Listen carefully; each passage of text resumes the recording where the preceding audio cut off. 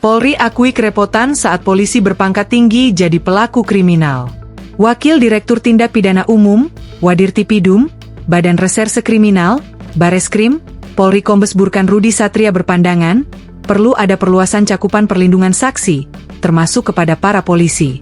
Alasannya, Polri kerap kerepotan mengusut kasus tindak pidana yang melibatkan anggota Polri dengan pangkat dan jabatan tinggi karena bawahan mereka tidak mau memberikan kesaksian yang jelas. Ketika anggota-anggota kita yang memiliki jabatan atau kekuatan tinggi berperan sebagai pelaku, ini kesaksiannya pasti repot yang di bawah-bawahnya ini.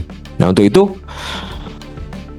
perlunya perluasan cakupan perlindungan. Ujar Burkan dalam rapat terkait revisi UU Perlindungan Saksi dan Korban di Gedung DPR, Jakarta, Rabu, 17 September 2025. Burkan menyampaikan bahwa perluasan cakupan perlindungan ini tidak hanya untuk kasus korupsi, narkotika, dan tindak pidana pencucian uang, melainkan juga untuk tindak pidana umum yang menimbulkan ancaman serius.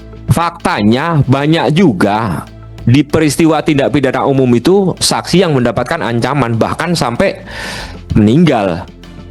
Nah, ini kan mau tidak mau juga kita harus melakukan perlindungan, kata dia. Burkan pun mengakui bahwa aparat dan orang-orang kuat kerap menjadi pelaku tindak pidana. Dia yakin akan ada lebih banyak risiko terhadap saksi jika orang-orang kuat ini yang menjadi pelaku.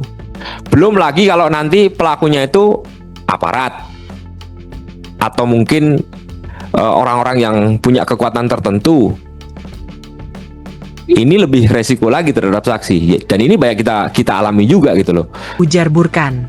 Beberapa kasus yang melibatkan pejabat tinggi Polri, diantaranya kasus Inspektur Jenderal Verdi Sambo, mantan perwira tinggi Polri, ditetapkan sebagai terdakwa utama dalam pembunuhan Nofriansyah Yosua Huta Barat pada Juli 2022. Sambo diduga memerintahkan anak buahnya untuk menembak serta ada upaya cover up. Lalu Irjen Napoleon Bonaparte terlibat dalam kasus korupsi proses hukum terkait Joko Chandra. Dia kemudian dicopot dari jabatannya dan divonis hukuman penjara.